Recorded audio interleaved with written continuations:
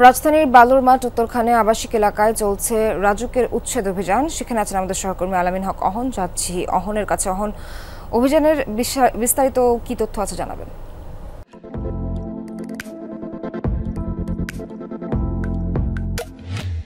রাজুকের নিয়মিত অভিযানের অংশ হিসেবেই নকশা বহির্ভূত যেসব ভবন আছে রাজধানীতে সেগুলো ভেঙে ফেলা হচ্ছে। একই সঙ্গে যারা একেবারে নকশা নেয়নি, যেমন এই ভবনটি, যে ভবনটি এখন ভাঙা হচ্ছে, এটি উত্তরখানে মাদারবাড়ি এলাকা, বালুর মাঠের আশেপাশেই। এবং এই ভবনটি, অর্থাৎ এটি একটি মার্কেট করার পরিকল্পনা ছিল, সেটি কোনো অনুমোদন নেওয়া হয়নি রাজুকের কাছ থেকে।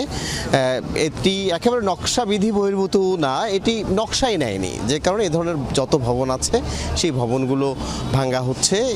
কিংবা যেসব ভবনের বর্ধিত অংশ মূল সড়কের দিকে এগিয়ে নেওয়া হয়েছে সেগুলো ভাঙা হচ্ছে। আপনি জেনে থাকবেন উত্তরখানের একেবারে এই এলাকাটি ঘিঞ্জি এলাকা, যে কারণে ভবনগুলো যখন তৈরি করা হয় ভবন মালিকরা ইচ্ছে করেই তাদের বারান্দার অংশটি সামনের দিকে বাড়িয়ে দেন। অর্থাৎ আপনি যদি সড়কে দাঁড়িয়ে আকাশ দেখতে চান তাহলে আপনি আকাশ দেখতে পারবেন না। দেখা যাবে যে ভবনগুলো কোনো না কোনোভাবে সড়কের জায়গা উপরের দিকে দখল করে রেখেছে। সেই ভবনগুলো ভাঙ্গা হচ্ছে। নিয়মিত অভিযানের অংশ হিসেবেই আজ কেরানীগঞ্জেও ভবন ভাঙ্গা হচ্ছে। আমরা জানি এ ধরনের যেসব নকশা বিধি বহির্ভূত ভবন আছে সেইগুলো ভাঙ্গার কার্যক্রম চলছে। এবং আপনি জেনে থাকবেন শুধু এটি নয়, ধর্মীয় ভাবেও অনেক কিছুই ভবন তৈরিতে ব্যবহার করা হয় জায়গা দখলের জন্য।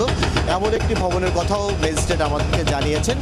একটি মাদ্রাসা তৈরির নামে একটি ভবন তৈরি করা হচ্ছে, সেটিরও কোনো নকশা নেওয়া হয়নি। এই ভবনগুলো ভাঙা হবে, দিনভর তাদের কার্যক্রম চলার কথা রয়েছে। অহন, ধন্যবাদ আপনাকে।